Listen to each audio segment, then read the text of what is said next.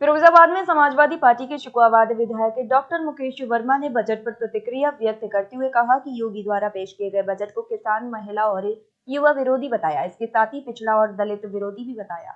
उन्होंने कहा, वर्तमान सरकार आने वाले समय में चुनाव भी नहीं होने देगी, उनकी नीति और नियत में भी खोट है। विधायक ने कहा, भाजपा संविधान को भी समाप्त करने जा रही है।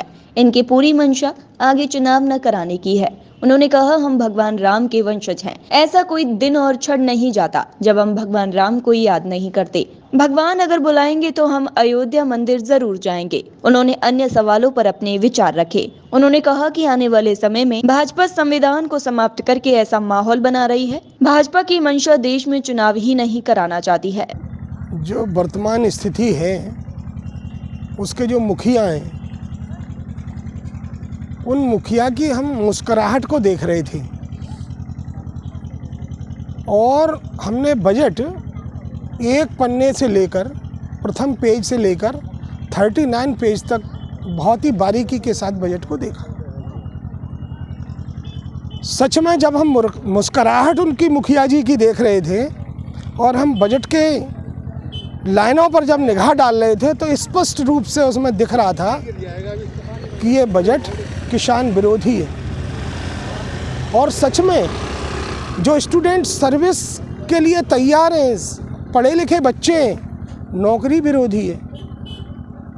जो बेटियां जिनको एजुकेशन के प्रति लगाव भी है और तैयारी भी कर रही हैं, महिला विरोधी, बेटी विरोधी, किसान विरोधी, नौजवान विरोधी। और हद तो तब गुजर गई जब परम पूज्य बाबा साहब डॉक्टर B.R. अम्बेडकर के बनाए हुए संविधान का इन्होंने उसमें कहीं जिक्र नहीं किया। हद तब गुजर गई। उन्होंने किस किस तरह से गरीबों, दलितों, शोषितों, पिछड़ों, किसानों, नौजवानों, महिलाओं, बच्चों के लिए संविधान में हर व्यक्ति के लिए जो व्यवस्था की थी, उस व्यवस्था पे उन्होंने कुठाराघात किया है। और सच हद तो तब और गुजर गई। भगवान राम कण कण में भगवान राम है। भगवान राम कण कण में हैं और इन्होंने 1.5 घंटे तक भगवान राम की चर्चा की। उन नौजवानों की चर्चा नहीं की, उन किसानों, बेरोजगारों की चर्चा नहीं की, अन्ना पशु की चर्चा नहीं की, किसान की फसल जो खराब हो रही है उसकी चर्चा नहीं की। सच में ये पिछड़ा विरोधी, दलित विरोधी और नौजवान विरोधी बजट है। और